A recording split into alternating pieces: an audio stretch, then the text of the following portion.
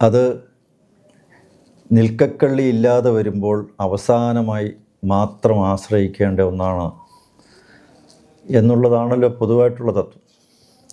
അല്ലാതെ യുദ്ധം കൊണ്ടെല്ലാ പ്രശ്നവും പരിഹരിക്കാം എന്നുള്ള വാദഗതി ഒരിക്കലും ഭാരതം അംഗീകരിച്ചിട്ടില്ല. വാർ വിതൗട്ട് വാർ, യുദ്ധം ചെയ്യാതെ യുദ്ധം കൊണ്ട് എന്തൊക്കെ നേടണമോ അത് നേടിയെടുക്കുക എന്നുള്ളതാണ്. ഒരു യുദ്ധം കൊണ്ട് എന്താ നേടിയെടുക്കേണ്ടത്? ഒന്ന്, പ്രതിയോഗികളെ അല്ലെങ്കിൽ എതിരാളികളെ, ശത്രുക്കളെ പാഠം പഠിപ്പിക്കുക. അവർ ഏതൊരു കാര്യത്തിന് വേണ്ടിയാണോ തങ്ങൾക്കെതിരെ കോപ്പ് കൂട്ടി യുദ്ധത്തിന് പുറപ്പാട് തയ്യാറാകുന്നത്, ആ കാര്യം മനസ്സിലാക്കി അത് പാടെ തകർത്ത് കളയുക. അത് ഒരു മനുഷ്യക്കുരുതി ഉണ്ടാകാതെ, അല്പം പോലും രക്തം ചിന്താതെ, ആർക്കും യാതൊരു വിധത്തിലുള്ള ആൾനാശവും സംഭവിക്കാതെ അത് നടപ്പിലാക്കുക എന്ന് പറഞ്ഞാൽ അതൊരു വലിയ ഒരു ഭരണതന്ത്രജ്ഞതയുടെ നൈപുണ്യത്തിൻ്റെ വൈദഗ്ധ്യത്തിൻ്റെ ഒരു വലിയ തെളിവാണ്. അതായത് രണ്ട് കാര്യങ്ങളാണ് ആ പഹൽഗാമിലെ വെടിവെച്ച് നടത്തിയ അല്ലെങ്കിൽ കൂട്ടക്കൊലയിൽ ഉയർന്നു വന്നു. ഒന്ന്, മതം ചോദിച്ചുകൊണ്ടാണ്. രണ്ട്, പോയി മോഡിയോട് പറയൂ എന്ന് ഉള്ള രണ്ട് കാര്യങ്ങൾ. അത് ആരെയും ചൊടിപ്പിക്കുന്നതാണ്. കാരണം ഒരാളെ കൊല്ലണമെന്നുണ്ടെങ്കിൽ എന്തിനാ മതം ചോദിക്കുന്നതിനാണ്. അപ്പോൾ അതിൻ്റെ അകത്ത് മതം ചോദിച്ചുകൊണ്ട് കൊല്ലുക എന്ന് പറയുമ്പോൾ അതിൻ്റെ അകത്ത് അടങ്ങിയിരിക്കുന്ന ഒരു വലിയ അപകടമുണ്ട്. ഇപ്പം ഇന്ത്യക്കാരോട് വിരോധം കൊണ്ടാണ് പാകിസ്ഥാൻ ഈ തരത്തിൽ തീവ്രവാദികളെ സൃഷ്ടിച്ച് പറഞ്ഞയക്കുന്നതെങ്കിൽ അത് രണ്ട് രാജ്യങ്ങൾ തമ്മിലുള്ള ശത്രുതയിൽ നിന്നാണെന്ന് പറയാം. ഇതങ്ങനെയല്ല. ഇത് ഭാരതത്തോടല്ല അവർക്ക്, ഭാരതത്തിലുള്ള ഹിന്ദു ജനതയോടാണ് എന്ന് വരുമ്പോൾ അത് ഒരു നാട് പിടിച്ചെടുക്കാൻ വേണ്ടിയിട്ടുള്ള വെമ്പൽ അല്ല. അതിൻ്റെ അകത്ത് വേണമെങ്കിൽ നമുക്ക് ഒരു ആക്രാമികത, ആ സ്വഭാവം കൊണ്ടാണ് എന്നും നമുക്ക് വിലയിരുത്താനാവില്ല. പിന്നെ ഒരു ഇമ്പീരിയലിസം, അതായത് സാമ്രാജ്യത്വവാദം കൊണ്ടാണ്. കാരണം പിടിച്ചടക്കി എല്ലാം സ്വന്തമാക്കണം, അതല്ല. ഇതിൻ്റെ അകത്ത് ഒരു പകയുടെയാണ്, ഒരു വിരോധത്തിൻ്റെ, ഒരു വിദ്വേഷത്തിൻ്റെ, വെറുപ്പിൻ്റെ ഒരു അംശമാണ് വാസ്തവത്തിൽ ഈ ഒരു പാകിസ്ഥാൻ്റെ നിലപാടിൽ നിന്നും വ്യക്തമാകും. അപ്പോൾ സർക്കാർ, ഭാരത സർക്കാർ അതിനെ വളരെ ഗൗരവപൂർവ്വം അങ്ങനെ തന്നെ കണ്ടു.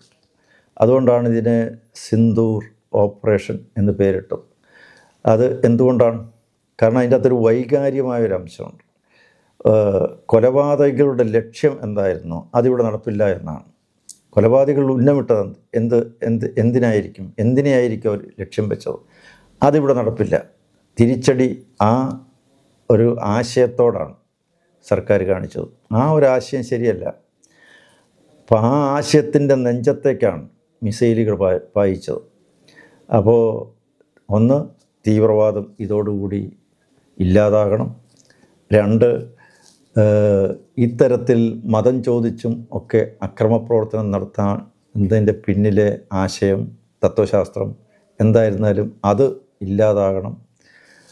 ഇനി മേൽ ഒരു തരത്തിലും ഭാരതത്തിൻ്റെ മേൽ കൈവെക്കാനാവാത്ത വിധം പാകിസ്ഥാനെ നിഷ്ക്രിയമാക്കണം, നല്ലൊരു പാഠം പഠിപ്പിക്കണം എന്ന ലക്ഷ്യം വെച്ചുകൊണ്ട് തന്നെയാണ് ഭാരത സർക്കാർ നീക്കം നടത്തിക്കൊണ്ടിരിക്കുന്നത്.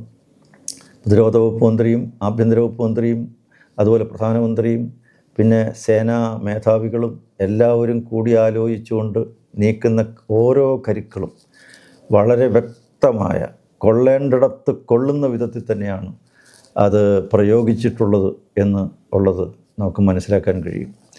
അപ്പോൾ ലോകത്തോട് പറയുന്നത് ഭീകരവാദമാണ് നമുക്ക് ഭാവിയിലുണ്ടാകാൻ പോകുന്ന ഏറ്റവും വലിയ അപകടം.